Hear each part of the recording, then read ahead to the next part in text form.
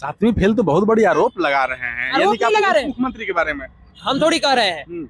आप एक बात बताइए, इलेक्शन कमीशन ऑफ इंडिया की अगर इस देश में थोड़ी सी भी हैसियत है, सिंपल वर्ड में हम कह रहे हैं, थोड़ी सी भी हैसियत है, वो इलेक्शन कमीशन ऑफ इंडिया जिसके पूर्व chief election commissioner TN. Seshan ने एक बार ये बयान दिया था कि election commission of India is not a part of government of India, it is an independent institution under the government of India. समझ लीजिए, जो भारत का है लेकिन भारत की सरकार के अधीन नहीं है।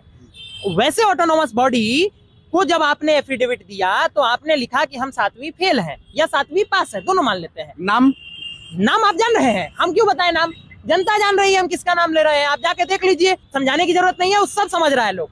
समझिए ये कि जिस आदमी का उम्र 2005 में 26 साल था, 2010 में 28 साल था और 2020 में वही उम्र 38 की जगह 51 हो गया, तो ये आदमी का उम्र के हिसाब से बढ़ रहा था कि शेयर मार्केट की तरह शेयर बढ़ रहा था, ये समझ में नहीं आ रहा था। शेयर बढ़ रहा था। चलिए एक बहुत अच्छा तो प्रश्न नहीं प्रश्न जवाब कहाँ हुआ, पूरा बात सुनिए। अब बात यह है कि आप कहें कि आरोप लगा रहे हैं, आरोप नहीं लगा रहे हैं। उन्होंने जो बात सार्वजनिक तौर पे इलेक्शन कमीशन को दी है, उसी पेपर को आपके सामने ले आके दिखाने की, भैया देखिए ये सम्राट जी ने कहा है, ये हम दिखाने की कोशिश कर रहे हैं। हम कहे हैं हम सम्राट चौधरी हैं, ऐसा तो नहीं है। ये सम्राट जी ने अपने एफिडेविट में कहा कि भाई हम इतने उम्र के हैं, हम इस दिन के हैं, हम इस दिन जन्म लिए, हमारी उम्र इतनी है, और ये 10 साल में बदल करके भाई 10 साल नहीं बढ़ी, 2 ही साल बढ़ी। ये हम लोग थोड़ी किए हैं। 10 साल में उनका उम्र 3 साल घट गया, फिर 10 साल में उनका उम्र 13 साल बढ़ गया। अब भाई ऐसा मैथमेटिक्स हम लोग नहीं पढ़े हैं।